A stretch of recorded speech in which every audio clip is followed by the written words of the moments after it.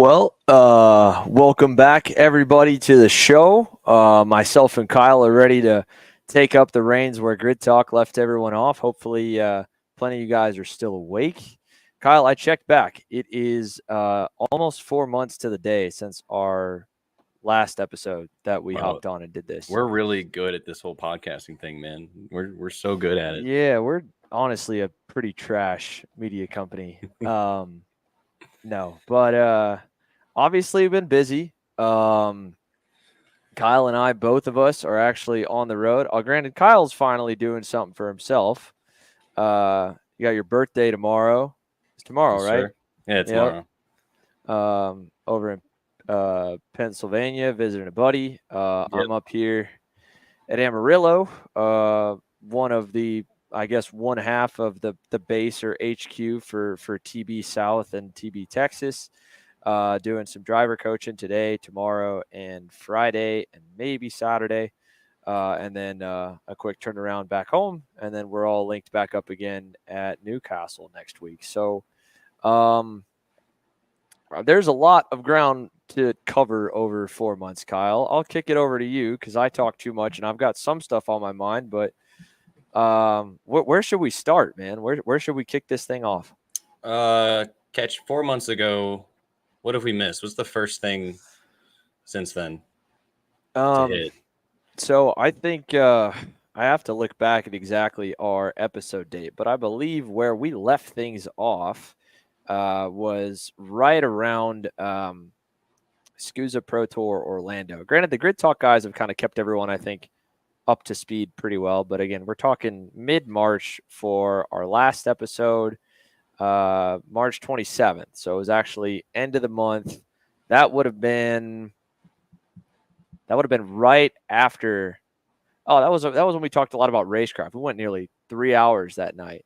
Yeah. Because we went over a bunch of different stuff. We caught up. Even then, we were a month, but we were doing stuff month to month. We had 3 episodes the first month of the year, or the first of the year. We had one first week of January, one middle of February, one end of March, and then we fell off. Granted, it wasn't like we forgot about this thing. We've been trying. Yeah. Well, there's a lot. I think there's a lot worth getting into on this show. At least I want to kind of touch on in a certain way as to why we hadn't done it as much. But that episode at the end of March, I was talking about kind of the racecraft was getting a little bit hairy.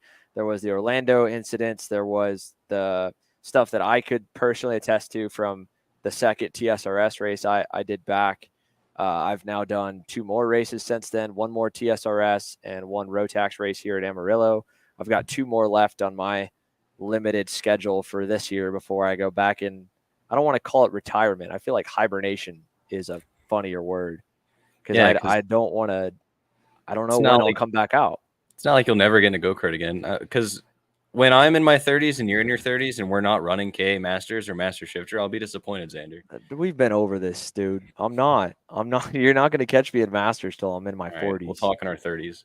So since the last podcast, we've had 2 Stars races, a Pro Tour, the second round, and then 2 USPKS events. So we've missed 4 nationals, a bunch of majors, regionals. We've also done first 2 dirt events of the year. You've raced since?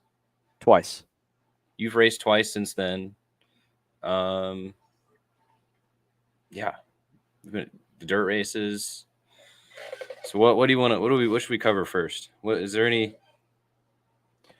Well, all right. So let's go kind of first thing on my mind at least. I know the Grid Talk guys kind of played back last weekend a little bit. I was on track actually, so I didn't really get to, go back and listen to what they've said about Stars last weekend at Cincinnati.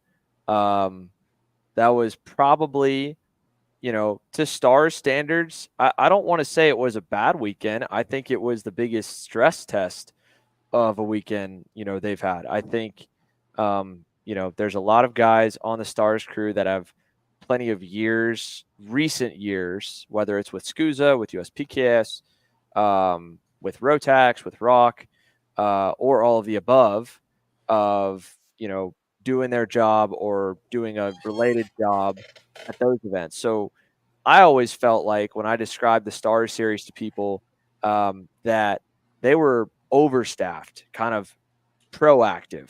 They were trying not to get caught on a weekend where they were behind, or the weekend kind of gets ahead of them, because whenever they'd be at 200 entries, it felt like they were beefed up to 250, entry level staffing. Um, and they've been really ahead of the curve in terms of how quick that series has added video race control. The light system is, they pioneered that, at least being used in major touring series across the US here, and a bunch of other systems improvements. SCUSA is obviously super fleshed out, runs like a well-oiled machine, I feel like, a lot of the time. But this weekend, the heat, whenever it seems like it's really hot and the days are long, we're gonna get more red flags. People just aren't in the right headspace, from drivers to people to mechanics. So that's a lot more for the series to deal with. And I think that the first two tracks on the calendar are like really wide and easy and flowy, and Cincinnati is a tight and technical racetrack. And in my opinion, like, I feel like that thing races more like a high speed bull ring than a super speedway. I mean, on paper, it's the second longest track that we go to over anyone else. It's 9.5 tenths of a mile. It's a long track, and yet it feels tight, and mainly because the natural line that you have to take, and a couple of corners are really slow. So um, combine that with the heat, big numbers. You know, Saturday was a long day with a number of reds. Sunday inevitably cleaned things up, but it was also just literally cooler temperatures, I think, Sunday, and I think more people kept their heads on. So, um, again, I don't think that Stars did a bad job by any means, and I want to clarify that on that end. But I think that this was probably the biggest test they've seen, because SCUSA and USPKS, they've been around long enough that eventually they've had a big 250 entry weekend like this, where the racing has gone south. And you could blame the drivers, you could blame the track, you could blame the officials, you could blame the series. There's just, you know, um, one of the other group chats that I'm in is they were kind of, and even just talking to town was like on the track. And I started thinking more and more. And, there's like just these seasons, almost not like a full race season, like literally like one of 4 seasons of the year, like a stint of a couple months I can think of over the last decade and a half, when all of a sudden one class or just the racing in general just seems out of control. You know, Mm-hmm. um, seems like we're in that a bit right now, I think, nationally. But yeah, I think this weekend was like, it was the biggest stress test I think a series could probably have, is the way that the driving was this weekend, the delays. I mean, we were there for 14 hours, means that the crew, the officiating crew was there 14 hours straight. That's tough. That's really tough to be on your game for 14 hours consecutively in 90-degree heat, heavy humidity, like people yelling at you. That's tough. So, yeah, let's start. That's my initial synopsis on the weekend, and I want to go more into it, but I want to let you kind of talk about what you thought. Well, I mean, you're right. Saturday was a long, stressful day. A lot of delays and a lot of things happening. But I thought, as far as the weekend goes, I mean, I thought it went pretty smoothly considering how Sunday went. Like Sunday was probably one of the smoothest days of the year this year, I think. Uh, last like couple like this last weekend, I think Sunday went about as smoothly as you could get, no delays. But Saturday was rough, and I think you're right. I think it is the heat, and just right now we are just in a point where the I don't know if you want to get into what class specifically do you think is kind of erupting right now, or are there a few in general? What exactly do you think is erupting right now? I mean, both of the KA classes are pretty gnarly. I think the junior more than the senior. Um, you know, we compare ourselves a lot to a specific portion of European karting. I even kind of catch myself like this for a little while, and then I'll give credit to Race Liberante for kind of correcting me a little bit, because on a totally different related conversation, he's like, "Look, we think of Europe and we think of the international tour, the FIA, European Championship and World Championship races, which is 4 week or I guess 6 to 7 weekends in total because they split the KZ and the OK and they do about 2 to 3 rounds apiece, and then they both have a Worlds. The WSK promotion events, which is a mix of about 4 different mini championships throughout the year. There's the Champions of the Future series. I mean, there's an international level event using OK, OKJ, KZ, KZ2, and sometimes the open 60cc mini class called Mini 60. And then there's now, I think, GR3, which is there's like mini GR3 and like mini U10 because they've split up to a micro open 60cc class and a mini open 60cc class. We think of like just that. There's a whole another national tier of a number of, even if it's somewhat cross country racing, as in more than one nation involved that runs, the X30 Euro series, the Rock series, the Rotax Euromax Trophy. I mean, Joe Turney went over and ran that a week or two ago. I can't remember if it was last weekend or the week before. And so I'm going with this is like, we think of Europe specifically as all of their juniors are just going into OKJ and OK, or now maybe, OKNJ and OKN. They're not. That there are a lot of different tiers of driver over there as well. And again, that pool is the biggest international funnel and pyramid of anywhere else. So for our KA junior class to be as fast as it is, and for some of these kids to be coming straight from club racing and probably under a year of experience and be racing at Stars or SCUSA or USPKS, that's a lot. And, in that same, what that class replaced was a class with the Yamaha KT100 motor that had about like 8 less horsepower. The last time anytime I think of the junior classes to get out of hand, it's usually when we have relatively somewhat inexperienced kids or smaller kids or younger kids driving a KA or above, whether it's a Rotax, an X30, a Rock, what have you. But the Yamaha was so freaking slow, and the Briggs Junior, the Briggs Junior racing is pack racing, but I don't recall nearly as many crazy incidents at either Charlotte or Pittsburgh. But I think now with juniors moving up at 10 years old and 11 years old, that when you have that many of them at a track that naturally lends itself to pack racing, which is almost all of them that we go to, as big as the fields are, it's just too much. Like it's tough to make the argument, I guess, to tell a parent that, you need to stay in karting for a little while longer. You're going to get more bang for your buck than going to cars. Your kid's not ready to go into a race car yet, especially if it's a race car, it's a major step up, like a USF Junior, an F4. A Spec Miata is not a huge leap. Even those cars are slower. The F1600 cars are a great, honestly, probably one of the best stepping stones. But it's hard to make that argument when at 11 years old, all that they do for 20 laps after testing for 2 days straight is white line in a pack of like 15 and crash into each other and go up and down and end up, somewhere around the mid pack. Like what did they learn out of a weekend where they spent $5,000 to $7,000?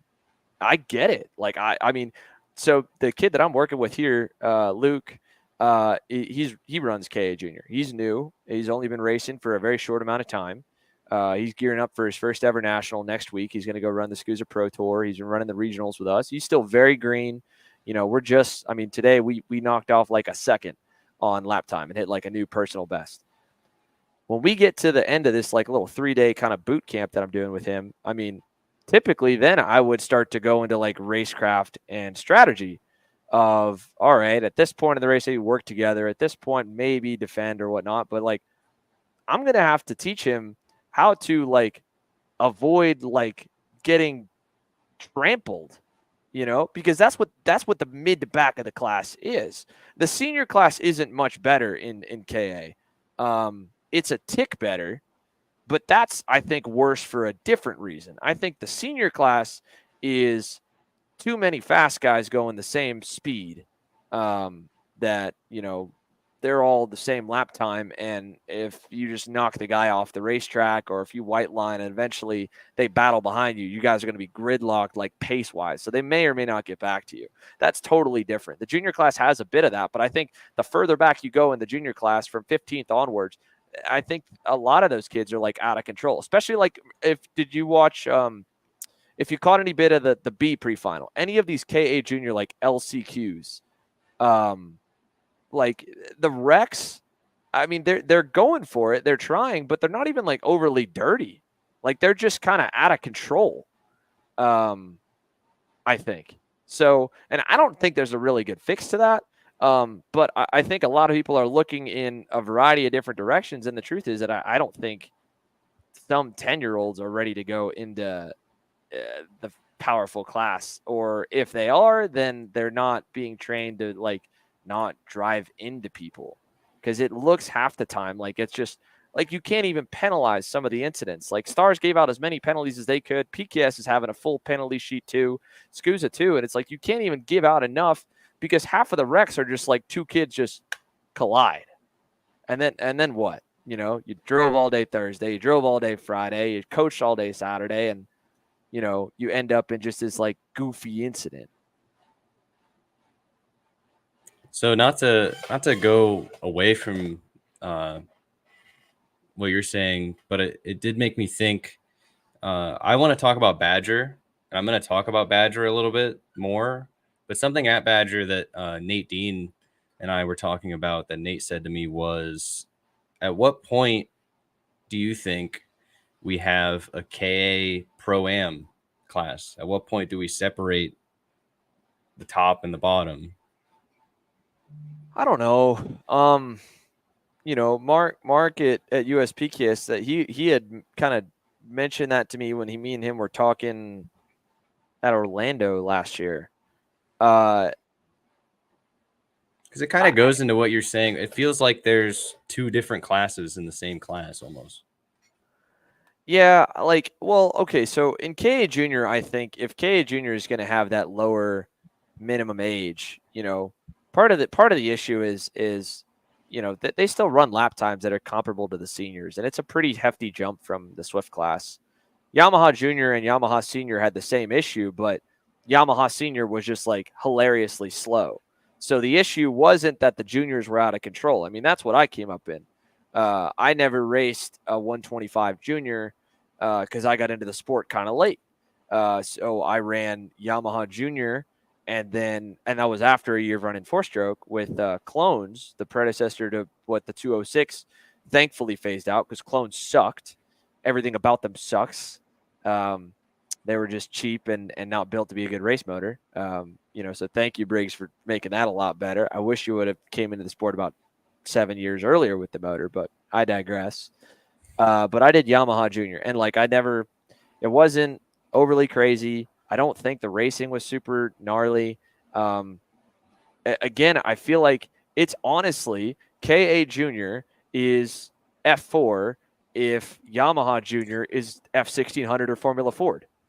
Honestly, like there's just a little bit less going on. And it makes it that much easier of a transition class to go from a little car, a cadet car that's 9 horsepower, to a full-size car. Especially that we're bringing people up the ranks sooner, which is fine. I mean, to a degree, you can't kind of stop evolution of the way the sport's going. And so on that same note with like KA Pro-Am, I don't know. Like, I don't remember if we've talked about it on this podcast or on Happy Hour, but I feel like I have at one point or another. And I think if you look at any split class where the engine chassis, tire, age requirement is identical for semi-pro to pro, like no benefit. And there's not really much you could do to make, let's say, a pro K faster or a semi-pro slower besides putting the junior restrictor in. And it's that the moment someone wins in semi-pro and gets booted out of semi-pro or AM or whatever, they quit. And the most recent example is what happened to the stock Honda ladder in SCUSA. You can look at the results of the Pro Tour. Supernats would fill up to 25, 30, maybe 40 of the pro shifter, and there'd be a semi-pro shifter. And the semi-pro shifter class would be packed, and then the guys would win the championship or finish in the top 5. They'd all have to move up to pro, and like one would go because they don't want to run last in a group of 15. And you can say what you want about Ryan Norberg and RPG doing a fantastic job once again and being really fast again. But guess what? Austin Garrison had their number at Badger. There were 5 guys fast enough to win, including Turney and Dalton and DeTulio and Lemke at Trackhouse and Pauly. So, I think there's more guys probably afraid of, even right now, like running at the back of OKN or specifically like X30. And I think you kind of already have your answer of what would happen to a K pro class if you tried to make it. Like the reason the pros are in the KA class right now is because there's 60 go-karts and they're doing one of 2 things. They're either coaching teammates in that specific race weekend, so that's why they are the pro brought in, or number 2, they're coming in to hopefully convince the rest of the 60 drivers in that class to buy the go-kart that they're on. Case in point, like Isambard with the Sodi or Isert with the Sodi, or Jake Drew coming in for GFC probably was both to work with some of the GFC drivers, but also like join Vasquez and put that thing up front, put 3 of them up front. AJ running the Magic, right? Trying to get both if they have any customers in KA, but also to sell go-karts to people in KA because people don't always pay attention and buy go-karts off of the actual pro classes. But if that KA pro AM class did get split, I think you would lose actually some of the pros off that, and then you would lose some of the AMs moving up into pro because they wouldn't want to run at the back of a pro field. Yeah, I think X30 right now, honestly, is probably the most competitive I've seen it in the last couple of years.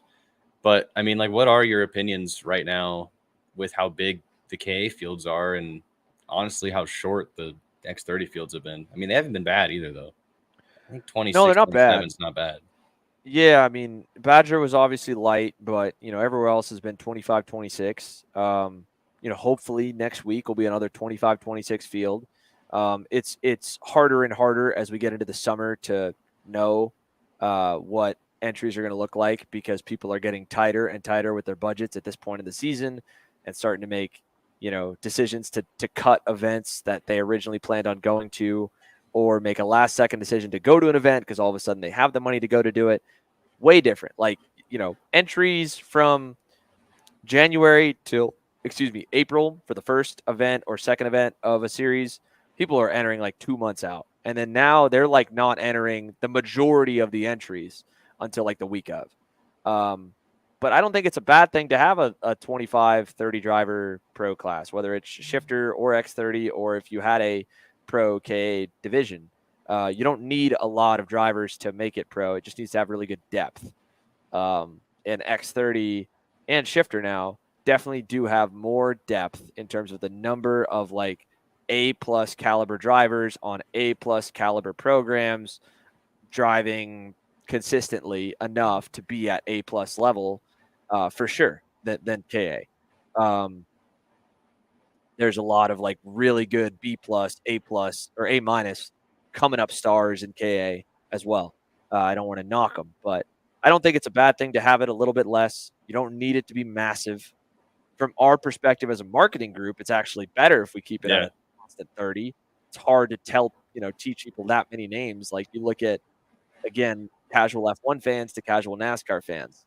Casual F1 fans can probably name all 20 drivers. I don't think all casual NASCAR fans can name all 36 even full-time cars. No way. So that part's not bad. If the depth is there, it's good. I think a better question is it working out for the teams that are fielding guys in those classes from one perspective of or another, but yeah, I you look at the number of talented drivers with like full-fledged effort programs in X30 and like full-time seasons, it's probably as tough as it is. I would be nervous to get back into it for sure, and I think a lot of guys are, Yeah. So while I have Badger on the mind, I do want to talk about Badger, and then let's talk about Summer Nats next. But Badger, we were supposed to do a show a little bit closer to Badger, and I had it on my mind. It's probably better that I had a little bit of time to think about it, but going into that event, I feel like everybody had the same mindset. Entries are low, and you made a good point that week to tell me that, entry low by our terms are still huge. It was still a big event, but like, it's not a track that we normally go to. Obviously, I think at the end of the day, that event worked out. I think that event was awesome. In fact, I think we should go to more tracks like that. What are your thoughts? Because I mean, we can't act like everybody was excited to go to Badger, but I think it was awesome. I think it was probably one of the best races I've been to in the last 3 years. And facility wise, I loved being at a track that felt a little bit smaller, a little bit more grassroots. And I think, how about this? Why can't we do that at least once a year and switch around the tracks? Why can't we go to like one grassroots smaller track that'll fit a national event once a year? Why can't we? I thought it was awesome. I think it's cool. I would like it to be, I think what hurt that event more than anything else was just the fact that it was kind of off the beaten path of the unofficial 3 series tour. And that leads us into talking like next year's schedule, right? At least, which I think I probably have the like least idea of what it could look like in the last couple of years. I feel like the last couple of years, I don't know if just by this time of year, maybe that topic of conversation came up to me when I would be chatting with any of the different series owners or promoters to kind of get a gauge of where they were looking at going. But I think next year is super interesting of where we can go. I think you can't do a tour like this year where all of the 3 series overlap with tracks to the point that it's rare that that a track only has one date. But if, let's say, Badger, I don't know, would be a good. I feel like the way the tour goes with all 3 series, if USPKS has 5 events, Scoos is doing 3, Stars is what, 4? Stars is 4. Having 5 is always going to at least have one event. I think that's going to be alone. Yeah, I would be surprised if if PKS stays. See, this is also why I stopped happy hour, because this is now jogging my memory of what I do know. Yeah, because Xander does everything, so it is kind of crazy that he's kind of foggy on where we could go next year. Well, I don't know locations, right? I would imagine that, at this point, if any of them is going to cut down, Goose is already at 3. Can't go lower than that. Stars healthy at 4. I think PKS goes back to 4. But then you go what, right? Like, I don't. At some point, things will get stale, and from like a series side, I mean, I don't know how the tracks are. There's always like back and forth of the tracks either not making enough or the series feeling like they're not making enough. But it feels like there's a little bit of a bidding war for tracks to kind of get these series now than maybe the year past, where it's maybe more of a series market. Because Norway and Illinois just got to repave outside of Chicago. The facilities are still older buildings, but I mean, they've got a fresh surface. Obviously, Badger hosted an event, so maybe that one-off doesn't come back next year. I don't believe they're going to go back there. I think that one's tough, but like Norway's a lot easier, right? Norway you could justify because it's not that much further over from Newcastle. So if you were Newcastle the week before, going to Norway is not bad. It was only 5 hours down to Whiteland for me from Badger, but what just hurt Badger, I think, was it was before Badger was Cincinnati Scusa, and after Badger of the big three was Stars Cincinnati. So the same track, like people could have left their stuff at for a month. Whereas if they had to get up and move, being in that 6 to 8 hour radius gives you a lot more like, well, you know what? Like it's not that far. Like let's go, right? We had to move because we had different stuff in between. We had the race in Pittsburgh for CKNA Summer Nest. So yeah, I think it's great. I definitely love going to different places. I think it needs to be smart. I think we learned our lesson as an industry with how Utah has gone the last 2 years. Entries there. That's the only race in the last 2 years, to my knowledge, under 200 entries of the big three. The rest of even Badger, I think, touched it. Because at least all the trailers were in the Midwest, and PKS has somewhat of an independent following, and it's still in a very popular region, whereas Utah is a building club in a western half of the U.S. that is in total rebuild. But that, to me, is what makes next year so interesting. I have no idea what 2025 looks like for how far west do, let's say, PKS or Scusa look. I don't know what Stars does. Stars, from what you look at, like if you compare Scusa's progression from the west to the east and PKS's progression from the east to the west, right? The first layer or the first region they go before a big jump out west is they go that Texas, New Orleans region. That's like, for whatever reason, the central hub to go over. Before Scusa went to Newcastle, actually, I take that back. I think they went to Newcastle the year before they went to New Orleans. But I guess before they fully committed to leaning more east, they were the second date was a NOLA date. It wasn't an East Coast date, right? And then in PKS's case, like looking to see how far they would want to go west has been Speed Sports. So Stars hasn't done that yet. If anything, Stars would go out of the way for it would be either deep into the Northeast or maybe down to that Texas, New Orleans region. PKS is gone there. Does PKS entertain the idea of going west? I don't know. Does Scusa look at going back to the west with K1 opening here in 3 weeks? I don't know. I don't know what those guys are thinking. So, but again, if they are all looking at it as like we can't do the same events next year, then it opens the door to hit a Badger, to hit a Concept Haulers, to take a national back to Pittsburgh, a pro national.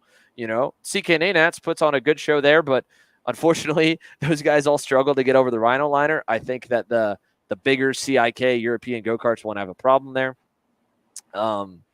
Also, our tire doesn't seem. I mean, the new red maybe is around the same as the Vega red, but I think it's harder. The new MG red. So Pittsburgh, I'd love to see that come back on the schedule. There's 2 new tracks being built in Tennessee, one on the Knoxville side, one on the Nashville side. NOLA is still there, still easily able to hold a big event. Amarillo, I mean, man, I know Kyle would love to hold a big race here. He has IKF grants coming in a couple weeks, but that's more of a grassroots event. This place has the space. You can fly into here too. I'd love it if I was racing because I get to be in this air conditioned shop. So I would welcome it, but I probably Amarillo would be racing. Is such a fun case because if you've never been there, it sounds odd, but the one time I went there this year, I was convinced. Amarillo is such like a fun, it's in the middle of nowhere, but it's just like a fun little town that I don't know. I was convinced. I think we could host a huge event there, and it'd be fun. I think it'd work. I think the facility, the town that it's in, I think the facility, I think it'd work. Yeah. So, but yeah, I think it's cool that we went to Badger for 2 reasons. Number one, to mix it up, like you said. I think what mixes it up mainly, like the facility wise, going there is kind of like a humbling experience too. Coming to a facility that's just like so grateful for everyone to be there, you know, Mm-hmm. talking to the people that are there, seeing the club members, like they're just so appreciative. And we really, I would like to hope that the teams and drivers felt like all-stars rolling into that place and dealing with the club people there, because they really were like so over the moon to have this big rolling circus come into town. But also it was different. The track was different. The track was tight, was twisty, had that rhino liner section. Like you had to, that was only the second track so far we've seen this year with massive marble buildup like Cincinnati. If anything, it was more. So all of these things that develop a driver, I thought was great. I fell in love with it. It felt like a Field of Dreams type situation. Like this place, seeing the modern day, drivers and teams show up on this small, old school track. I thought it was awesome. I wish we did more of it. I honestly, as a, on the social side of what we do, wish I would have known a little bit better, or, promoted it better as more of an old school beatdown of what it ended up being. If I were to go into that event again, I would have promoted it as an old school beatdown. This is a little bull ring. These guys, the modern day stars of X30 are going to go at it. And that race was awesome. Like during that race, I was just amazed at how cool it was to watch. Well, I think what's, funny enough, like been good about that race and, what was so good about some of the racing at Cincy, for a totally like we've had a couple really good X30 races. We've had a couple really good shifter races this year, and there's been a couple reasons for it. That X30 race, 100% was great because of how terrible it was offline. Like Ryan Norberg and Austin Garrison were a 10th to 2/10, sometimes 3/10 better on average than the entire field. Norberg was on the outside for 4 corners straight off the start. He went back to like 15. Garrison got shuffled by DeTulio in 1 corner, and then I think got passed again once or twice. So 2 or 3 turns going in the marbles, and it set him back for half the race. It set Ryan back nearly the entire race. So regardless of how fast they were, how consistent they were, the moment they went offline, how it took them laps to get the tires back. Like last weekend, Joe Ruckin, Master Shifter, was like, dude, I pulled in after a practice session that I went off and got marbles on my tires. And I feel like the viewers have got to be tired because I feel like a broken record talking about it. But that was why that X30 race was so good. And doesn't matter why it was good, but that's the reason I think why. But it was a really good race. And then Trackhouse, I think, was kind of the opposite effect. I think it was relatively clean offline, but what was dirty was the physical dirt and dust of cars going off the lap before at the back and the leader being the first one to hit it because there were no barriers at the infield at turn 6. So more guys would drop tires there and just they'd come back on and there would just be a little bit of dirt. The leader would pick it up. Then they would have to brake earlier in the hairpin or they would blow the corner a little bit and the field would stack back up again and nobody really could break away. And that normally doesn't happen there because normally there are barriers on asphalt runoff that if someone goes over the limit, they hit the barrier gets reset, but nobody actually brings dust and debris onto the racetrack. And there at turn 6 they were going off at turn number 3 because I think the barrier at turn 2 was pushed in a little more than normal. So they were carrying more speed up the hill. There's that typical aero wash in turn 3 too when you're behind a guy and you brought dirt on. So that made that race really good. It was a really good race. I wish that, we had our full setup that we've been doing at the Scoozer races with like instant replay to capture a few things because the alternate angle that unfortunately the world will never see because it just we don't have that kind of program set up at PKS. That's 3 days. That's a bigger budget pull on the series. So we I wouldn't say cut some corners, but it's not as fleshed out. That would have been really cool to walk back. Like it was cool to walk back those replays at Cincinnati with some of the moments. Catching that finish on the angle that caught it so well, and going on an instant replay in slow-mo would have like been icing on the cake for a crazy race. Yeah, all we had left was the photos from them in the background. Is there anything else on the schedule or anything of note in that realm before we move on to talking a little bit about Summer Nats next week? I think it's worth it to kind of armchair quarterback a bit of the pro formats at both of the series as well, because we've done we never ended up fully going through with what they were originally going to be, right? They were going to be a full split, half and half. Stars was the closest of what my favorite of all the iterations, and what was kind of the original draft that I had sent off to SCUSA, and what I had mentioned with Stars when we sat down with them and gave our input as they were piecing theirs together as well. And that was to have the hot pit and the gap. Now there was a lot of feedback, and I understand why we didn't do it. I think that I would have liked to see it in action, because all of the positive versus negative of what it could have been or morphed into or wouldn't have, like, we'll never know. At Charlotte, things kind of worked in the idea of, like, Paulie would not be running OKN this season if it wouldn't be for the fact that he was going up to work at Charlotte and he had nothing to do, and Jarscrack had no driver in the afternoon groups, and there was an engine builder in Carbo's Racing Engines that wanted to run a guy. And then all of a sudden now Paulie's ran the first, all 3 races. That was exactly what that was designed to do, and hopefully inspire more teams to do more of that. But the hard part was the quick turnaround, because it was 7-minute sessions. And then from a media side, it didn't really move the needle, I felt like, for us. I don't think it was worth it, But the most recent change with both series, 2 heats blended into the day. The only critique I would like to see would be to move the mains before the semi-pro mains on Sunday for both Stars and SCUSA. But I think the alternate format has been mostly good. But I don't want to. I want to at least publicly state that, like, part of why we were so adamant to push it wasn't just to change stuff for us, because we're not at that size yet.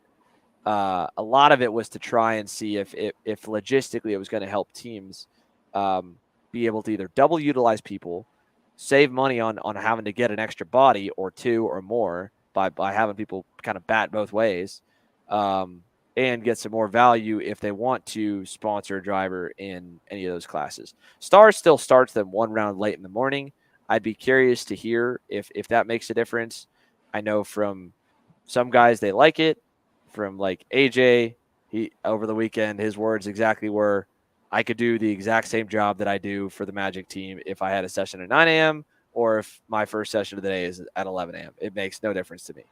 So, and then the part of the pushback on the split day format which was totally fair, and I got to give a lot of credit to the PSL guys for this, was like, there's still an hour or 2 of post-day prep you do on a go-kart, right? Like, I just came off the racetrack. I'm going to go through these things with my kart and the kids' kart that I'm coaching for probably, half an hour to an hour. Well, so if semi-pro day ends right at 3 and then the pro day starts right at 3, that semi-pro kart still needs an hour of love, maybe 2. And then the pro kart's going to need an hour to 2 hours of love. So if the same guy's working on both go-karts, like, there's a lot of that's still a long, long day he's going to have ahead, even if you up his day rate a little bit. So I kind of understand that. I think where we're at's a pretty decent medium that seems to keep everybody happy. But from a fan side, Kyle, and on the media and marketing side, what's been, your thoughts, heard, favorite? I feel like I have more thoughts on it, but I want to pass you because I think we have some of the same on the format. Yeah, because obviously, I mean, I deal with more of the media side of just I agree with you of moving the mains to noon because we've run into the same problem where it'll say on the schedule, like this past weekend, even my race day graphic that tells you day of, just it's the pros, what time to tune in. Every time has gotten messed up due to delays, something. I mean, the series, you can't, delays are going to happen. But if I'm telling people to tune in at 2 and then the pro show doesn't start until 3 because there were some red flags, algorithms don't work in a way where I can just post 20 minutes before. Oh, yeah, hey, I can put something up on the story, but like the best way for the algorithm to algorithm is for me to post that at like 9 a.m. So it gets from like 9 to whatever time of the day for them to see it. I mean, obviously, we post stuff days before. Times don't really matter because not a lot of people, I think, are going to remember the exact time. I mean, there's ways. Hopefully, some people are, but an effective way is day of posting my times. And every time, like this past weekend, I didn't fully save the graphic, and then morning of, Xander and I talked, and we're just like, let's schedule says 2, let's put 2:30 on the graphic. And damn, we were like 10 minutes. I think technically we went live at like 2:15, so we're a little bit off, but it was like, hey, maybe more people got it right, But so if you put them at noon before the semi pros, then you would have, okay, this is my time.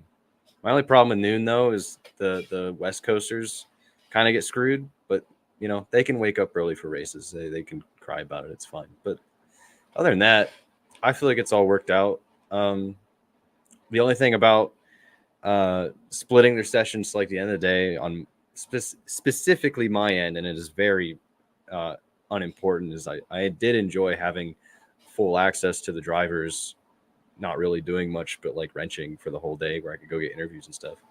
But that is specifically a me I give me special scheduling, which isn't really that important, but yeah. Yeah. Qualifying has there's been 2 points on either side that's been really good.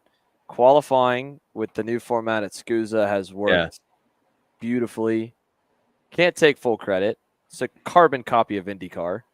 Yes. As an But IndyCar fan, I almost forgot. Thanks for reminding me. The SCUSA qualifying is probably the greatest thing to come out of all these formats this year. It is my favorite thing that has happened to karting this year. I wish we could. I complain about IndyCar qualifying, and I have on this podcast before before we were going to do it.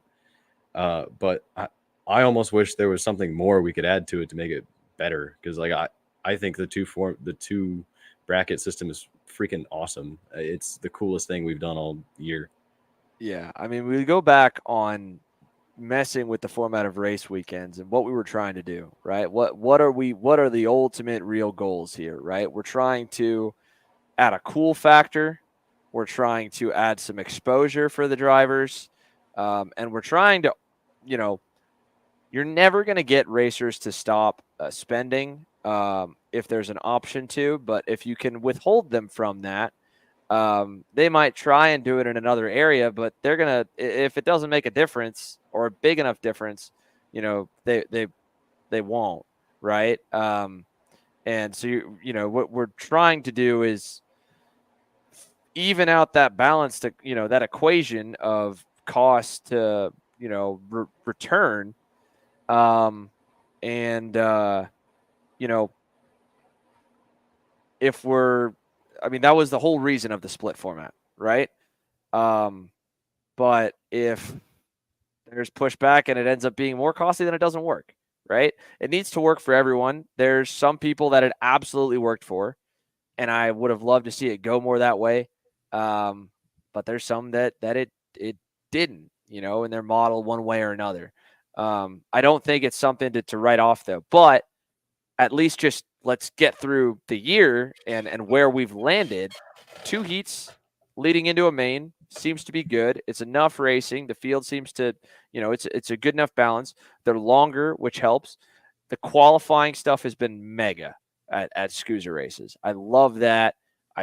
It's done exactly what I hoped it would do. It split up our stars into, half and half instead of having a fast group and a slow group. That's been awesome. I don't know how we mess with Supernats qualifying to make it worth it or make it work. I've asked a little bit. I'm sure we'll ask some more and maybe see if we can come up with a cool way to do KZ and X30 qualifying at Supernats, because there's going to be 4 groups of quali there, and how the Super Bowl would work, because at night for qualifying at Supernats, tires will be cold. So the guys coming off with hot tires might be better. From the fourth group to the first group, and the days in Vegas are already long enough and whatever.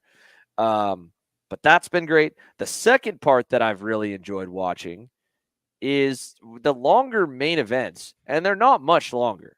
They're 20% longer.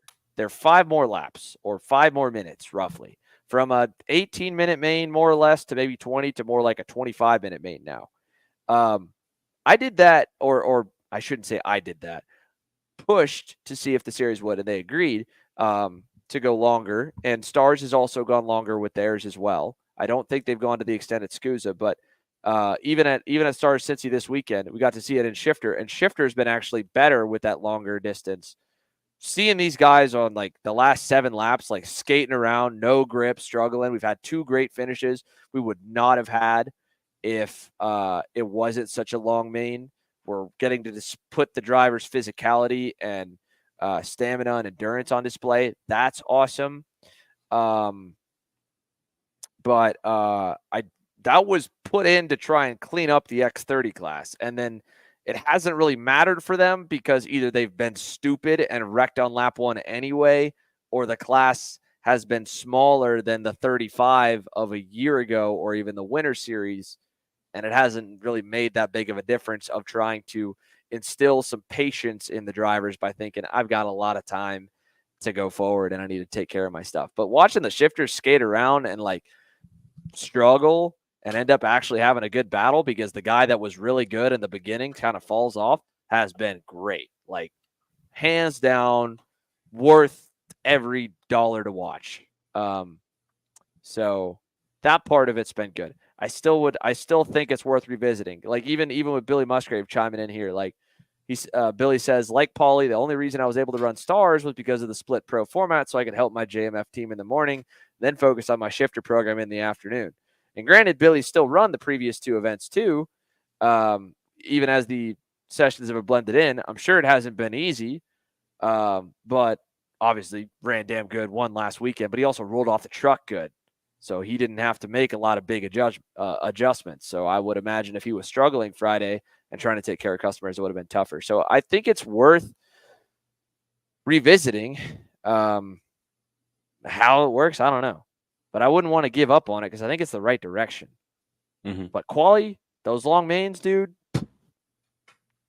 like, worth it. If nothing else, if we go down this path and we end there, I will call it still a success. And I say that now. I'm a little more positive about it now because I'm removed from a race week and removed from some of the whining that racers have. We all whine. I whine. You whine. We're racers. We like to complain. We think we're the best. We think we know best. That's why, like, during the pandemic, it was the biggest, like, nearly shut down events because people wouldn't keep their freaking masks on because they didn't want to listen to the promoters because it was a rule and racers like to break rules. But yeah, I'm excited. I'm very excited for Newcastle next week. It is nice having the grid set regardless of anything else from a graphic and media side for the next day. It makes our job easier. Yeah, that part's been cool. That part's been good. So that's I guess I think the last of what I have before you want to talk next week. So I don't know. Do you have anything more you want to add on to it? Not. I don't have much to add. I feel like the qualifying aspect. I mean, even from a media side on what I do, what does it do? I mean, it adds. Like I think about qualifying from Cincy, Levy making it in the top 6, DeTulio out. That's a storyline. That's stuff that I can post. That's stuff that I can do that I couldn't before. So all of it just works out well. Yeah. Next week is a big week. Yeah. All right. So here's one thing before we get into next week, right? That I kind of wanted to go over a little bit. and that's the point structure, right? Um, and I at first like looking at it, like I've been very worried with all of the series making adjustments, and Christian and Joe and Christian especially at Stars have assured me like, look, man, this is what we were going to do regardless of whether you said yes or no. We're doing this because we think it's good. In Scusa's case, I feel like we swayed it a little bit more, but in both cases, we've been putting our name and specifically my name on like a stamp of approval. Hey, I think this is the next step we should take, and I think this is the worth rocking the boat over. And I've been very fearful of any unintended implications.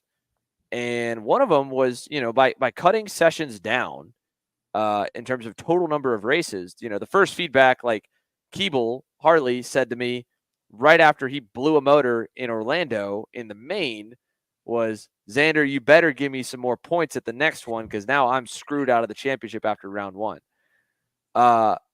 Which, to be fair, this year across the board, there's no drops in any of the series. And by adding a second heat, I think that mitigated a lot of that. But I think something that's not talked about and hasn't been talked about, and maybe someone's going to get mad and say, Xander, you just got done meddling with the event. Why are you meddling with points? It's because I can't sit still. So sorry. But I think it's worth looking at because when you look at the point structure, and I if I wasn't driving today, I would have brought a graphic up. So I'm going to go back in the clipping afterwards and put a graphic up. But a typical point structure for, let's go with SCUSA and USPKSs are pretty similar. And the Stars one isn't far off either. I'm going to try and quickly pull it up. Where it falls off, or where I think that there's maybe room for improvement as a race series and promoter when you look at your points, I don't think it pays enough to simply start, because with SCUSA this year and with all three series this year, whether it's been cutting the drop round out, Stars was 3 out of 4 last year, had a drop round, lost drivers at the last round of the championship because they either weren't in the points, they were mathematically locked out, or in the case of like Lucas Palacio, he clinched the championship on the first 3 rounds, didn't have anyone that could have a good enough round in round 4 to catch him because he didn't even need to show up. So he didn't go to the last race. And then USPKS, same thing. Wanted to get guys to go to all 5. So they took out their drop round as well. All 5 count. It's not 4 out of 5. You can't skip Wisconsin. You can't skip Texas. You want to be a national champ, you got to go to all the races. SCUSA, in the same way, didn't add a race, had all, in this case, with the pro stuff, the semi-pro stuff does have a drop, 5 out of 6.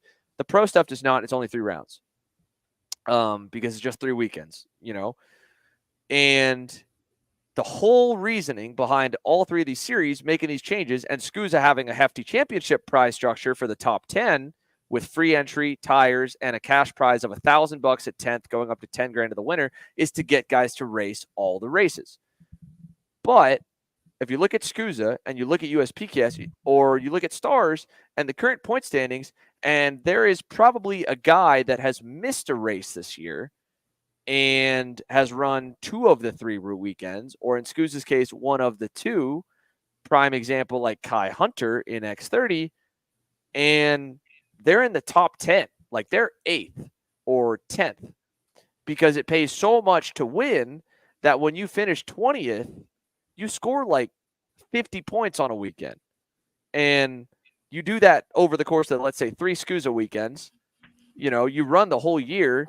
You could get, there are guys that are going to run all 3 Pro Tour weekends, and they are going to lose to Kai Hunter, who may or may not even, let's say he doesn't come back for Indiana, just runs 1 weekend, finishes top 3, or wins a main, I think, like 2nd in a heat and 3rd or 5th in the other. I can't remember. He had to drive forward. He didn't have a great quali.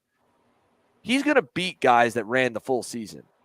And I think that's like counterintuitive of what you want as a race series. So I know this was kind of long-winded, but I think if I'm looking at the championship points, I'm starting at like a baseline of like whatever my dead last finishing position is getting 100, like in a main. And like dead last, in the heats, maybe you don't pay out because not all the heats or pre-filed points pay the whole field. But in the main event, like you showed up, you raced my event, you're getting at minimum like 100 points. up to say 300. Like take the same scale of 200 to 0 and make the last place guy get 100 points, not 20. Because now you're actually making it where you really do have to run all the rounds. Like you have to run all the rounds to win the championship without a drop. You're not going to beat someone for a national title missing one of 3 weekends or one of 4, or even one of 5 at PKS. But you can finish in the top 10 or top 5, maybe, depending on the series, and miss one because someone has a bad weekend, but paid full money and spent thousands of dollars to show up and got like 100 points or 50 points to show for it after all the sessions are run. So that's been on my mind a little bit before I guess kind of going in, because especially I think it's a worthy talking point that, Danny missed Cincinnati is still in the winner's circle top 10 for Shifter, and Hunter missed Orlando in the winner's circle off of Cincinnati. So he's missed technically half the season by missing a full race weekend of the 2 weekends that have been run, and they're in the top 10 in points. And unlike NASCAR, unlike F1, where guys are automatically committed for the whole year, and it's kind of funny to say like Oliver Bierman has more points than like some of the people because he ran one race and like performed well. In our culture and in our industry, I think that we should be paying more points to start because we want guys to run the whole year and stay ahead of the guys that cherry pick races, especially if you're going to give prizes down to 10th like Scusa. Yeah, I agree with that. I can get behind that. It does make sense. Yeah,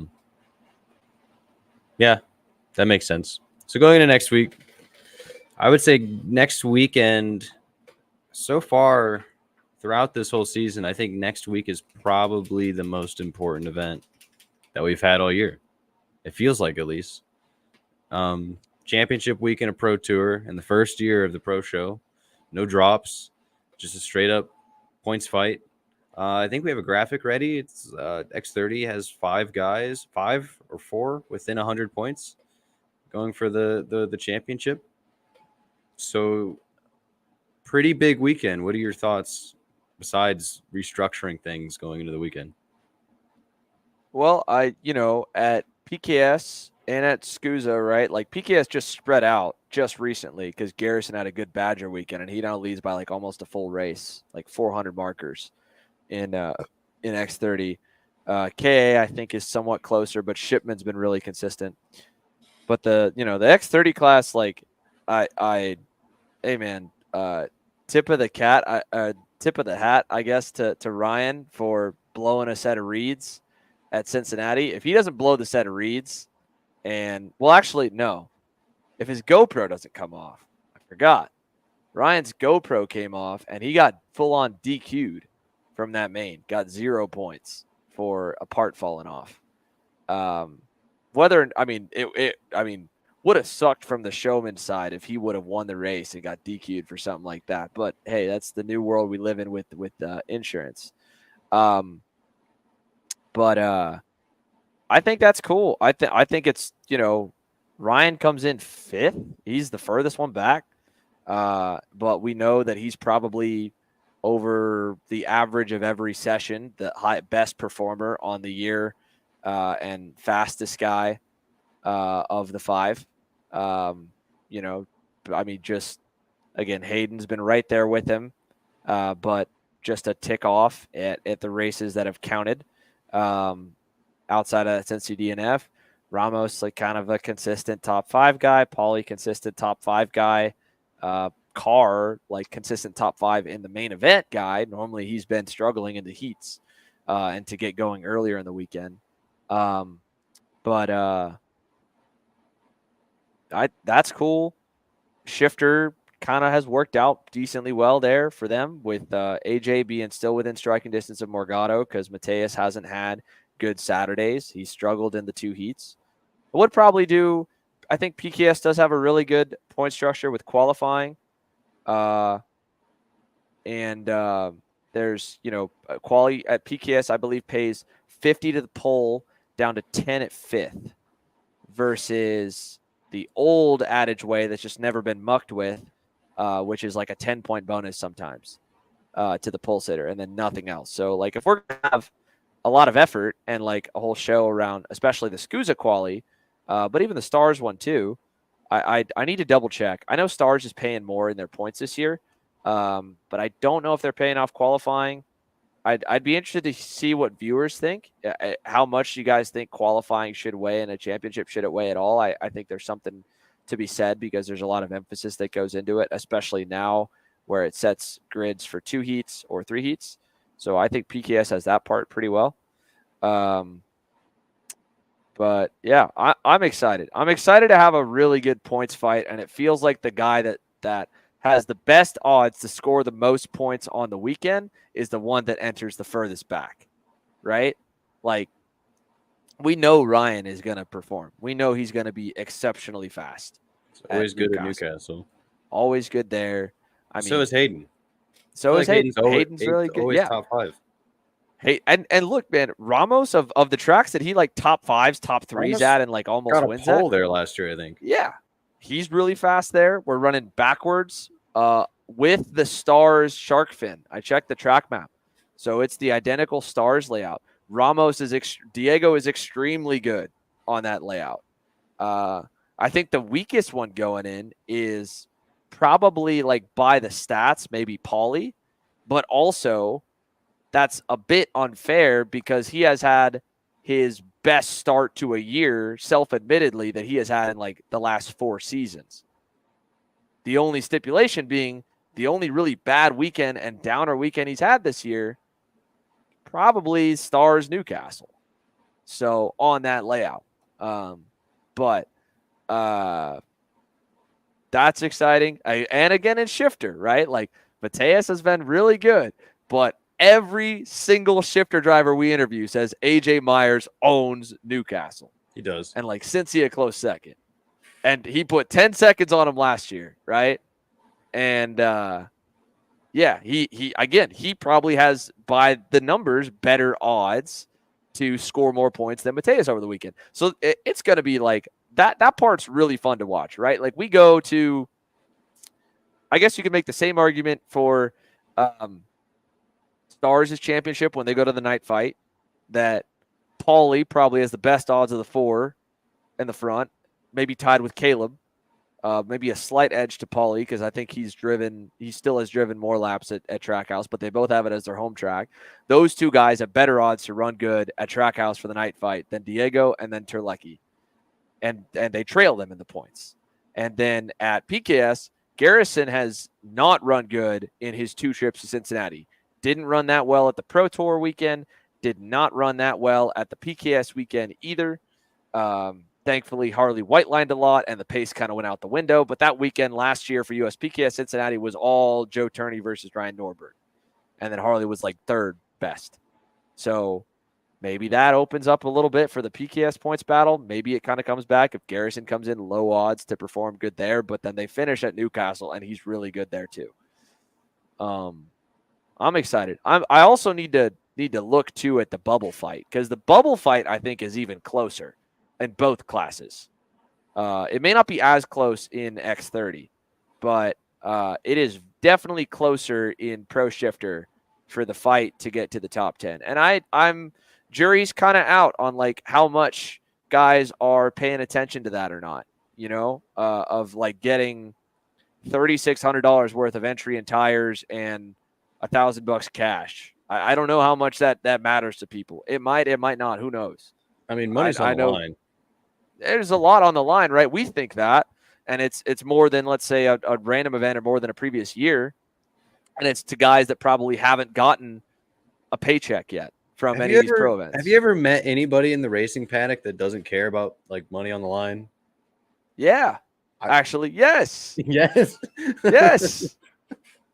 But because it's not enough money, right? Like at the end of the day, like they look at it and like, all right, I still spent, I don't know, 15 to 30 grand over the 3 weekends, right? So $1,000 and 3,600, like $4 grand of a prize is not that big. But then I think that's the wrong way to look at it, though. I think the right way to look at it is like you were gonna spend that anyway, so at least like enjoy that you're getting something back. I don't know. It's a fair argument on both fronts. But I have heard people not care. But then I've also seen people that the moment that we made that bubble post and reminded them, and people started, and this was exactly what I thought would happen. People are going to look at the championship prizes that series put out like right before they decide what they're going to do on the year. Like at the initial release, they're going to gloss it. Then they're going to decide whether they're going to race it or not. And they may forget by the time they decide they're going to race, run through the rest of the year, forget about it. And then right before the last race of the season, they're literally at like what I mentioned earlier in the show. They're at the point of the year where they're like, I don't know if we want to do Newcastle, or maybe we wait and do USPKS Newcastle, or maybe we save up and we do Stars Night Fight, or what about Miami Grands coming up on Labor Day weekend, or what about CKA Grands coming up? And then you go, oh, well, actually, even, like head to head, I've got a national race weekend and a national race weekend, but on this national race weekend for this series that I've run the whole year, I might have a chance of getting like $4,000 of value back out of it. So they'll make that decision. So I don't know, but then the entries will say if X30 doesn't pull, let's say 20 drivers next week, then I don't think it comes back next year. Or maybe there's an argument to not bring it back because it made no difference. But I definitely feel like it's helped Shifter. And looking at the points now, Shifter on the cut line, Saraceno has 5 points to Justin White. Then in 11th, 8 points back in 12th is Steins. 13 and a half back is Billy Musgrave, who just won last week. He's got his stuff dialed. We know he's going to be fighting to get into the top 10. And then Quinn is 3 back from Billy. So there's 17 markers for 5 guys fighting for 1 spot. And they could even leapfrog a couple guys that are in the top 10. I don't know who that would be, but the bubble fight in Shifter there's going to be a lot. I feel like that is going to be very interesting. X30, maybe a little less. Hasn't been as many entries in X30. I don't think there'll be as many. I think Shifter will beat X30 at Newcastle. I think it'll be 35. I think it'll be a big KZ field. All right. Prime example. Keeble is 10th. He's on the bubble in the X30 stuff. And I'm pretty sure he said, and he's excited that Inter MS is going to run him in Shifter at the weekend. So he's going to surrender $1,000, surrender a full season of entry and tires for next year that is tied to his personal name, not tied to the team at this point. So he could go shop around to a different team if things don't work out with Inter. If the plan is that, and he's going to go run Shifter, they're giving up free money to spend the same amount of money, but he gets to go run Shifter at a high level field. Fair enough. If he gives that up, assuming he doesn't run, that puts Terlecki in by 1 point over Cooper Lyle, 3 points over Donovan Bonilla, 4 points over Henry Lepard, and 14 points over Josh Hotes at 15 or 14th now. If Harley doesn't run. If Harley does run, he has like 30 markers on the rest of them, but there's still 300 marks up for grabs on the weekend. So I think the bubble fight is interesting, and I like that. Again, all of those guys named, I don't think they've had a single, outside of Harley, I don't think they've gotten to fill out a 1099 for USPKS or SCUSA in the past.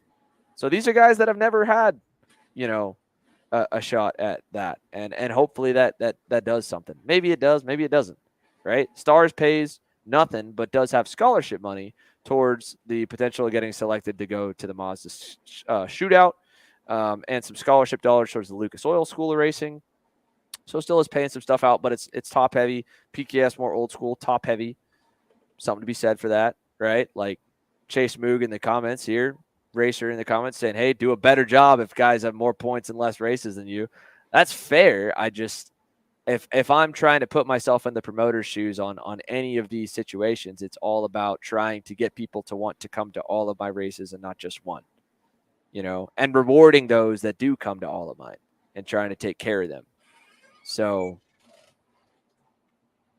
Yeah, I agree with that. I agree with both points on that front. I feel like, there should be an incentive and a reward to showing up to all the races, but also, showing up to one race and winning and then being 8th in points is crazy. No matter like that. I mean, too, like, you could easily put just a stipulation and leave the points as is and say you got to enter all 3 to be eligible for prize money, right? Yeah, Or per that's yeah. entry and tires. That's an easy workaround too. I need to check. I don't know if SCUSA might have put that in.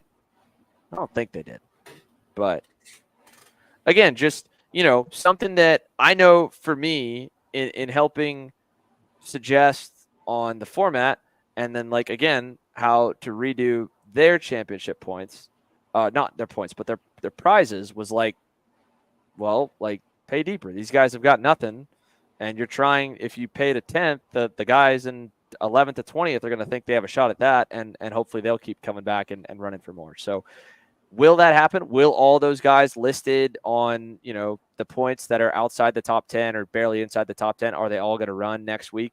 That'll be a perfect answer. If not, then like Mark Coates is standing over there looking like a genius saying, you just wasted a bunch of money paying out guys and it made no difference in your entries. Or Janowski's like laughing to the bank with both Mark and Tom saying, haha, you paid cash money. I didn't. And we have the same pro fields. So the racers can vote, but there's definitely next week, I think, is a crucial race on that front. Man, I'm getting nervous talking like this, dude. I hate talking like the series between each other. It gives me so much anxiety to bounce between these guys. I know people at the track are always like, Xander, we like that you speak your mind, you hold people accountable, and like, yeah, but then that's fine. You're not the one that's like calling these guys or texting them every other day, and it's such a hard line to walk because I'm not trying to tear any of them down. We want all 3 to be good. Our business model doesn't work if we don't have a lot of races to go to. So,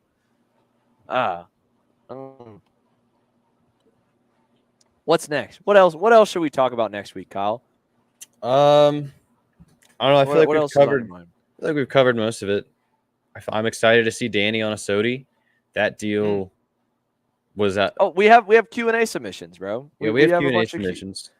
Yeah, but sorry. Go ahead, Danny on a Sodi. You said about that. The one thing we did miss is the one thing that was crazy. I think in the 4 months that we missed, that we didn't expect to happen, were the driver changes. Why were there? Why were there so many drivers? Yeah. There's more work for me. More posts. I have no idea. There's also like added in at the last second that Tony Leone mentioned to add in a team championship with a purse of like $5,000 per class, and like there's so many people that have hopped around and bounced around. I don't know how the points are scored or how, because you set 2 guys at the beginning of the year and then like RPG is somehow still second in pro shifter, and they had 0 pro shifters at Cincinnati. I don't know. So yeah, there has been more silly season, mid-season. Like, let's recap June, right? Just the month of June.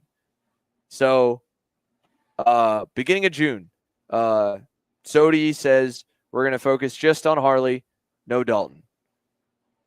Sunday of mid-June, Harley leaves Sodi, goes to Inter MS officially. So then Sodi has no single speed senior. Going into June, I guess you go back further to say Talon joined Sodi. But then at least, okay, Dalton by himself, missing races, was 4th in the pro championship. Again, like part of the other half of the reason of the big money up for grabs is to get guys to like have a deal in the team and go, you know what, it's to run you even at a loss on paper this weekend because we'll make it back if we split the championship money with you or close to it. I don't know what the acceptable loss number is, but yeah, Dalton cut in the points. Harley runs, not in the points. Harley quits Sunday, goes to Inter. Then Danny doesn't end up getting run. No Kremers. Danny loses the points lead, loses basically any shot at the title. Still is within the winner's circle though, but isn't able to come. Marion ends up working and just coaching that weekend. And then, 2 weeks later, Danny joins Sodi. That next morning, Talon goes privateer, leaves Sodi. There was a lot of, and it sounds almost like it fully revolves around Sodi. It wasn't just Sodi. I mean, there's a lot of moving pieces as to why people made moves the way they did. It's not like there was one bad common denominator or anything. And then again, like plenty of other moves through the year. Tip of the hat for Norberg with RPG still together, PSL with Ramos and Morgado. I mean, we don't expect AJ to go anywhere from Magic, but like the other teams that are, there's not this like almost like family feeling you get when you talk about one driver with that team that you're like, I could never see them ever leaving them. They all swapped and played musical chairs a lot. Yeah. And that's just senior, right? Like you look at that's with like partially funded rides or stuff like that. And I mean, this last 2 months has seen, it happens all the time though, I guess. Customers from Micro Mini Junior bouncing from team to team to team to team. It just, I guess maybe it doesn't happen as often mid-season when you're running and performing pretty well, with Ardiles to Speed, Brown to Raleigh. Molney, I guess you kind of counted. He switched from OTK to Red Speed. There's plenty of others that bounce around. Dupuis to Sodi, from Speed to Super Tune earlier. Yeah, it was funny from lots my of movement. perspective. Because like in June, being an IndyCar fan and being the media guy that has to we have to get ready for all the breaking news posts that you guys see. And around June, around the same time, the Orange team in IndyCar is just messing up a bunch of stuff and changing stuff around. Our Orange team in karting was just doing everything at the same time. We had to make so many graphics, change up so many things. But hey, they gave us something to talk about. It was fun. Yeah, it was. It's I I don't know what I enjoy. I honestly I think if you knew that like it was more real, like the commitments would stay longer. You'd never really know how long someone's going to end up running for someone else or what their season's going to be, no matter what they announce it for. I would be more interested, I think, in like our team to driver silly season. I have a lot more fun like trying to guess and play the silly season of like what our season like tour looks like of tracks and series and when it's going to happen and try to guess. It's less fun now because I know or that I get consulted and it's like I kind of get it ruined for me. I used to enjoy that as a kid. Not only guessing where the series would go, but also guessing what would be a big turnout race and like the best bang for our buck, like in terms of competition and field size, because we, had to pick. I used to think I was pretty good at that. I still think I am decent at it, but I have insider trading info now, so that's cheating. But there was a lot of movement over the last month, which, at least pretty much everyone found a home except for Dalton. But Dalton's doing his late model race and stuff, so he's fine. He's fine. We'll probably still see him at Miami Grands. I hope we see him at Grands. Yeah. All right, I'm looking through what we have on the Q&A, unless you had more for us to go over next week. I will say I'm very curious because we didn't really get to see it if it was going to turn out this way or not with stars at Newcastle. I physically didn't get to see it Friday and Saturday because I had the flu and was in the camper all day, but also we had a lot of rain. Of whether or not that track would also have a lot of marble buildup and rubber buildup like Cincy and Badger have been, because the new tire lays down more rubber and seems to also ball up more chunks of rubber offline as well than even previous tires that lay down lots of rubber. So what that does to the racing at Newcastle, especially, having a test weekend like this weekend coming up is a full empty weekend. So I'd imagine a lot of teams are testing there, especially those that have at least one driver in a championship fight in one class or another. So I am curious if that's going to continue or if it's more of a factor of the asphalt makeup at Badger and Cincinnati, because that's something that kind of crossed my mind that, every track does things a little bit differently. Every region has a different paver and some stuff, transfers, but it's almost like in the moto world where they talk about the East Coast dirt and the West Coast dirt. Like, is it the asphalt surfaces being a little bit different, making a difference of the rubber buildup? I would think so. I don't think we talk about it enough, though. I think it's been talked about here and there at certain tracks kind of develop one way or another. We more end up talking about the tire. But now this tire does a lot of standard characteristics. Like it doesn't gloss over the track like the tires last year. It builds rubber, and then it forces marbles offline. What does Newcastle look like with a full 2 weeks of driving on it? I don't know. Well, I feel like it's also happened at the perfect time where we have this new tire. That I feel like this year, specifically in the Midwest, we haven't had a lot of rain. Like we've had a couple dry spells this year.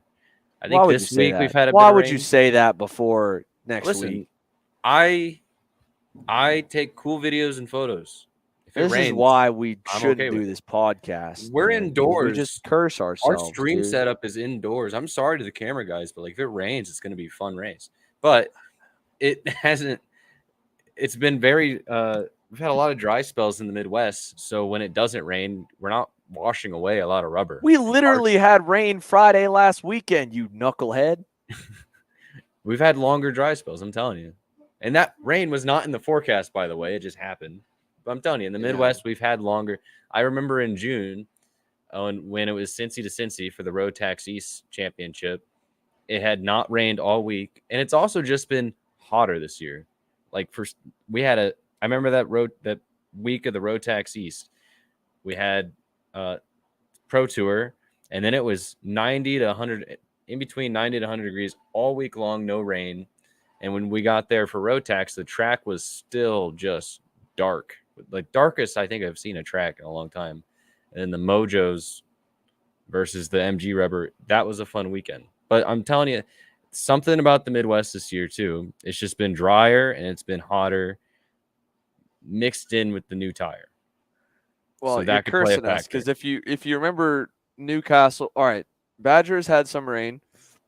It was mainly more practice day. Yeah. Stars Newcastle had a full rain day. Midwest summer. Mm-hmm. We had rain for an hour. At Summer Nats last year, remember we had a crazy storm that literally tore the paddock up so bad it delayed the next day's racing. Tore up one of Speed Concepts Gatel tents. Tore Billy Musgrave's setup completely. Poor factory carts had all their canopies destroyed. Sorrel Raceworks, Tony's tent got killed. There were a bunch. From some overnight storms. So I think the heat brings these crazy rainstorms that come in and tear stuff up. But it does happen.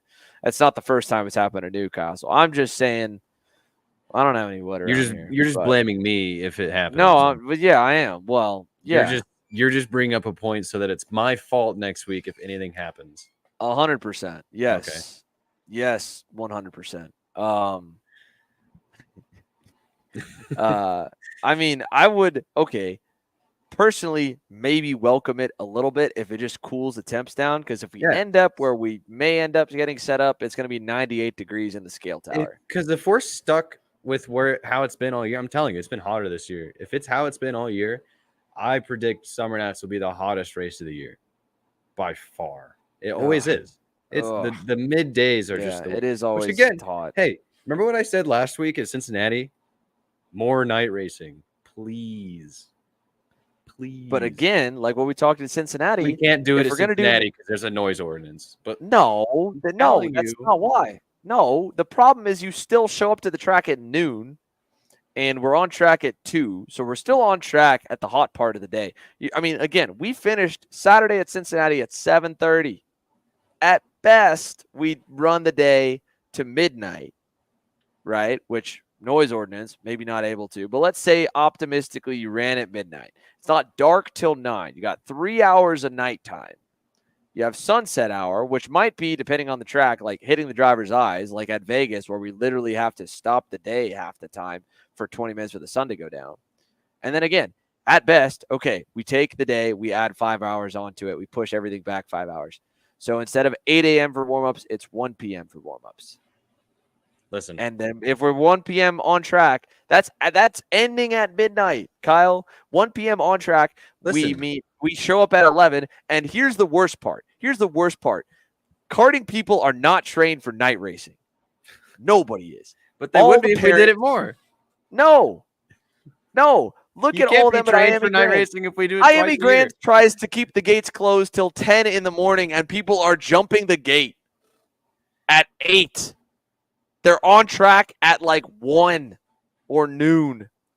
4 hours early. What are you doing for 4 hours? You're not doing anything. Listen, like I'll take that schedule. Like no, these people can't do it. They can't. They can't just lay in bed and go get nice breakfast.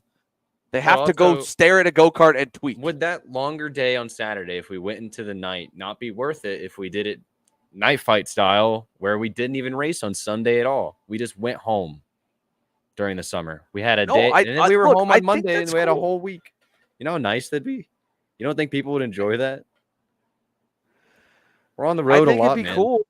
Yeah, I mean, we are on the road a lot. I'm sure people would appreciate going home, but it also means an earlier day to take off, depending on how Thursday is structured. It's cool. Don't get me wrong. I like watching racing at night. I enjoy racing at night. I think it's cool. The temps are nice for the mains. There is a cool factor to it. You know, that's what makes Miami Grands really, really fun, is we race at night for a lot of the week, and we could be done Saturday night.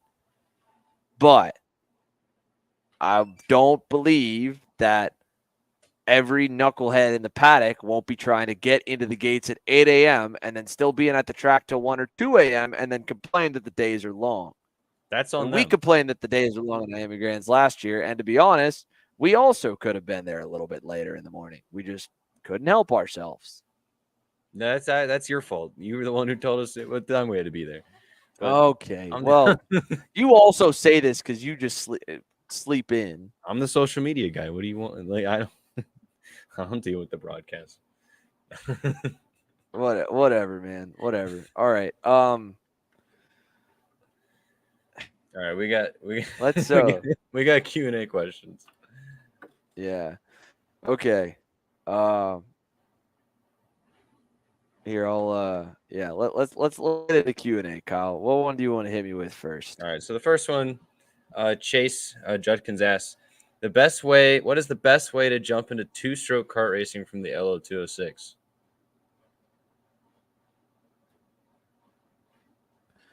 All right. I'm back. I'm back. Are you back? Oh, Kyle, am I here? Yeah, you're back. You're back. There you go. I see. You're back. All right. Best way to jump into a two-stroke from four-stroke racing.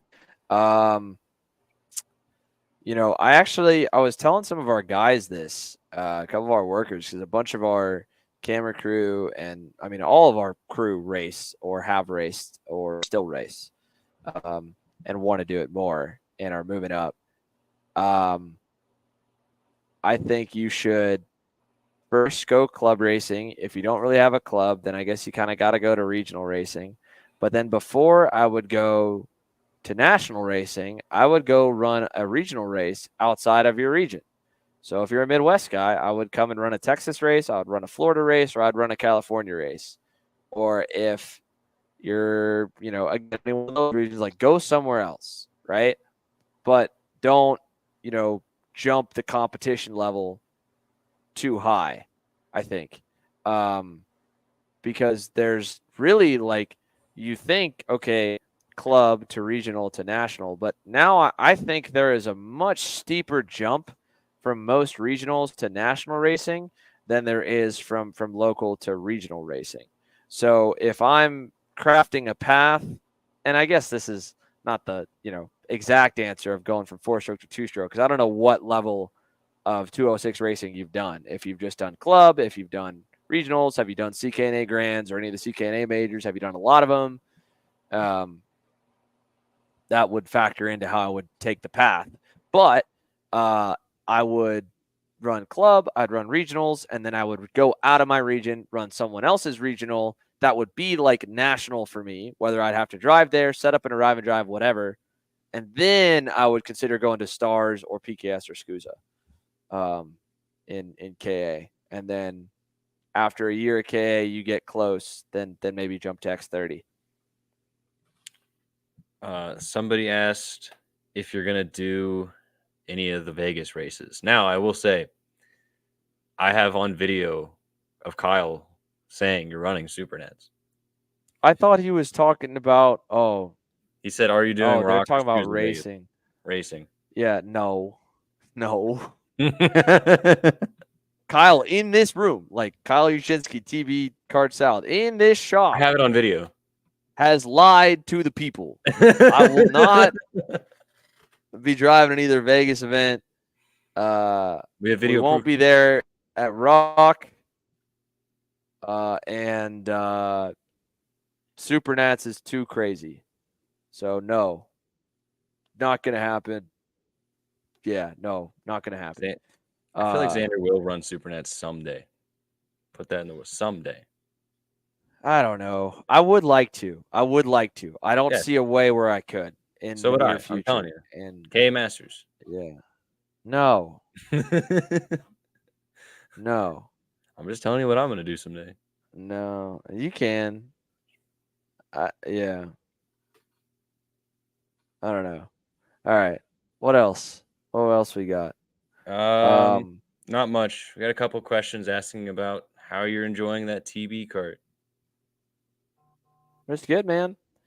I wish I could, do this more. This is only the second time I come up here to put any laps in, and this is also not really about me. This is coaching another driver.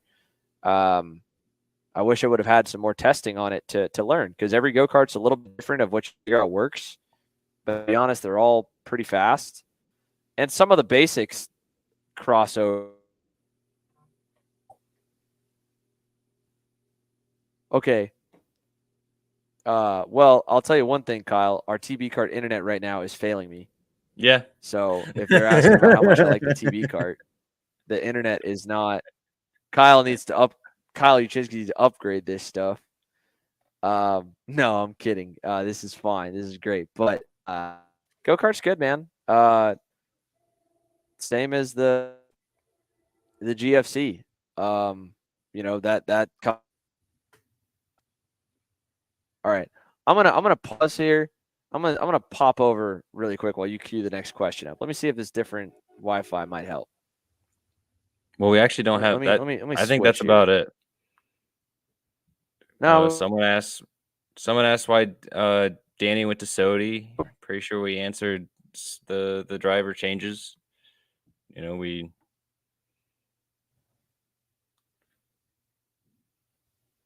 Are you still here? All right. Yeah, you're here. I just switched. I'm back now. Last one. I mean, what questions do you want me to ask? Our employee Kendall Hedge asked why you're a ginger. Do you want me to ask you that? No. Every time Kendall. No. So Sawyer Roussel asked, you just gave her airtime, dude. She doesn't deserve any airtime. No, I thought it was funny. So Sawyer Kendall. Roussel asked, this will be the last question. What's the biggest problem right now in racing, and how would you fix it? I don't. That everyone's like fix to the driving isn't. I don't think works. PKS has extremely harsh penalties. Stars and Scoos have video systems. It doesn't seem to matter. I think, like the on-track product that we have isn't always great. The costs, are evolving. I mean, you can look for a lot of negatives and I think find them. Biggest problem, man. Okay, actually, I was thinking about this the other day. There's like more and more. I feel like every other day I see a new scholarship like shootout, or someone trying to do something new, and I'm like, whether it's an esports to racing thing or racing to F4 somewhere or sports cars or whatever. And I don't know if even more exposure as we grow for like our rising superstars will make a difference to put them on the map for some of these guys and girls with the different programs. But I think actually what the biggest problem I'd like to solve right now really is that even these like scholarship programs are not picking the best people. Like they're not even from the nominees, like getting the right nominee list, top to bottom, whether it's the like esports groups that are pulling outside of iRacing is silly. All the best sim racers are on iRacing. If you're going to do an esports to cars scholarship and you're going to try and market it as something other than just wanting to get people to play a specific game, then you need to go to iRacing and iRacing alone. You shouldn't go to any other sim. There's nothing that comes close, right? And then if you're looking to pull carters, like why are you, going to unless again you're funded by that series that wants people to go into that go-kart series, like why are you not looking at Diego Ardilev's Turner Brown in junior or Enzo Vidmontien in junior or Ty Fisher or any of them? And like, I mean, the list goes on. You could say the same. Maybe you're like, oh, okay, well they're able to afford to run nationally carts, like they don't need it. Everyone needs it. Everyone needs like a little more, right? There is not a single driver I know that has enough family backing to coast and take as little or as much time as they want to get to F1. And even then, the political boost or like your stock as a driver, your perceived value to potential team owners of how good you are goes up when you win one of those scholarships, whether you needed the money or not. But I don't know of anyone that out of our current group has the backing to go all the way up the board. I don't think anyone does, unfortunately, in our current class. There's not like a Lance Stroll that you're like, yeah, like they can go if they want to, you know. Logan Sargent, Lance Stroll, Devlin DeFrancesco. I'm missing one. Nicholas Latifi. They all came through, and like everyone in the sport when they came through was like, yeah, like that. If they want to go to F1, if they want to go to IndyCar, if they want to go, they're going to be able to get there. So I think that's like circling back. The biggest problem we have right now is there's all these random scholarships that are popping up. That's great, but they're not actually picking people that really are the most talented, developed, best resume, whatever, on camera, on track. I don't know why. I don't know what the fix would be. I'd love to say that we had a hand in fixing that and taking like actually probably the person that has the best chance to make the most of that scholarship. Because I mean, Kyle, you've seen this. I've seen this. How many times we watch people win a scholarship and then they get to do it, and then like sadly they don't get any further, or they maybe go for 1 year and they're gone. It's just so it's like, dang. Scholarships are a tough thing because you're basically making somebody have to win in their first year out to move on in most scenarios, Yeah. Like, and very rarely does it work out. Like, I think that right now, the only case I think that it's worked out the way that it should is Kyle Kirkwood. Honestly, I can't think of anyone else where it's been like full run. Like, yeah, that was scholarship worked. I think the new way that they're trying to make the women go through the F1 Academy deal and make them not look at it as a series to land in, but a series to get extra exposure because it's sponsored, and then take your money and go do something else as well. And you don't need to win it in the first year because you might get an offer to come back in year 2 or year 3. Is honestly pretty good too. But yeah, I mean, yeah, it does expect them to win in the first year, but sometimes like you see them continue. Yeah, I mean, makes it easier to continue because to get a scholarship, you've won something. And also, Bryce Frank brings up a good point too. The scholarships most times don't cover the whole thing. Yeah, well, that's like, it depends. I'm talking like these independent third-party scholarships that like no one's heard of. Okay. Most people know what the scholarships at the Mazda shootout, like I've heard of that, the Skip Barber scholarship or the Lucas Oil scholarships. Like those are, yeah, that they don't really cover everything. I guess without being too cynical, it's almost like a rebate or a discount, but hey, it at least they're trying to help, right? Yeah. It's better than just saying come and race with us. We're charging you full boat no matter how good or bad you are. But I'm talking more like these random third parties I come across, and I'm like, where are you? Like, are you just are you not marketing enough to go and get everyone involved and let people know what you're doing? Do you care if you actually get a successful driver out of this, or is this like I'd love to know the MO of some of them, or do they really think that like they're getting the best pool? Because I really do think like if you're talking road course racing, there's nobody better than like the kids that are 10 to 13 to 14 years old, trying to take them into sports cars, open wheel, or again, Brent and Connor proving in NASCAR with limited oval experience, especially in Connor's case. They're right here, like running our big 3 series, PKS, SCUSA, Stars. So if you're doing some scholarship, like why are you not pulling kids out of that series? I don't know. It just blows my mind. That I mean, I shouldn't say it blows my mind. I don't know what we need to do better because there's something we need to do. We can definitely try and bring more exposure and keep doing what we're doing and get more involved with more of these people and say, hey, like before you take so and so, like have a look at this kid and what he's done and have a talk with them and like put them head to head on the simulator or something. You know, I'd bet a good amount of money that like I don't know any of our junior kids right now that are running at the front could like go head to head with whatever would be the next prospect. Or again, any of our seniors. I mean, you know, they're usually not too interested in guys that have $0 to back them, but that's where the covering the whole season sometimes hurts people. But yeah, I wish we could get more scholarships because they're coming out. Like there seems to be more to like actually pick up people. Yeah, Chase Moog. So Connor Zilish he got selected to go to the Mazda shootout.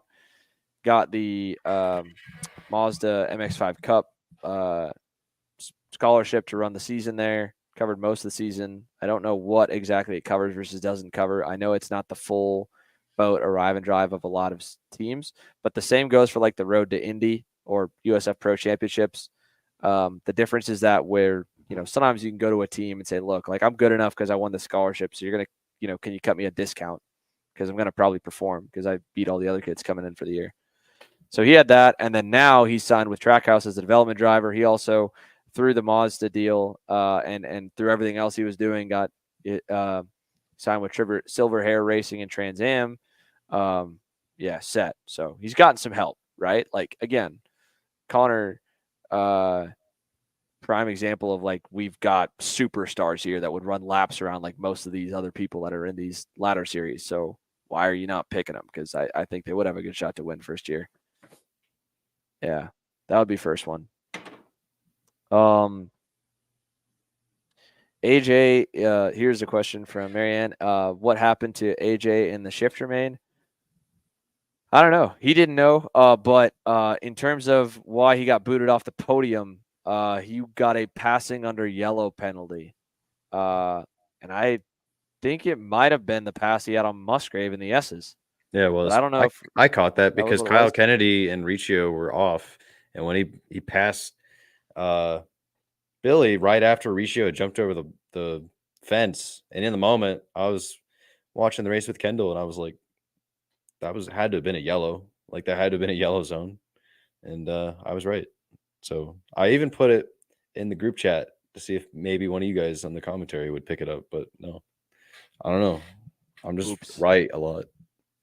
Is all I'm saying. All right. Well, your head's getting too big to fit inside that square. So I guess we should wrap the podcast up. Yeah, I think that's a podcast. Yeah. Good to be back. Appreciate everyone that always tunes in and listens in, whether you guys listen live on this basically 4-hour continuous night of a bunch of people talking or go back and listen to these or see any of these clips. We appreciate you guys. And we'll probably do another one of these, I would think, in a month once we've wrapped up Pro Tour, probably around the time we get through the U.S. Pro Kart Series in Cincinnati and things spread out. By that time, I'll have done another race. On the scholarship side, there is more that I got to post about and get going on TB kart side because we want to do some help to bring some young developing drivers and help them out over the next few years and beyond. So yeah, appreciate everyone watching, and it feels good to go and do one of these again, Kyle. This Yeah, is I hope good, and it a doesn't happy take early another. birthday. Thank you, man. I'm getting old, but not as old as you. So I hope All it right. doesn't take us another 4 months That to do wasn't another necessary. podcast. That was not needed. But no, we're gonna be on it. We're gonna do it in a month. Yeah, I didn't really get to get into why we hadn't been doing them for a while. There's a few other things we're talking about. We'll save that. We'll say we're officially doing it next month. Yeah. So yeah. Thanks everybody. Appreciate you guys all as always. And yeah, we will sign off for now. So Max's dirt race this week. Starting challenge this weekend, doubleheader. Grid Talk guys will be in the middle. Plenty more to come. Thanks for listening.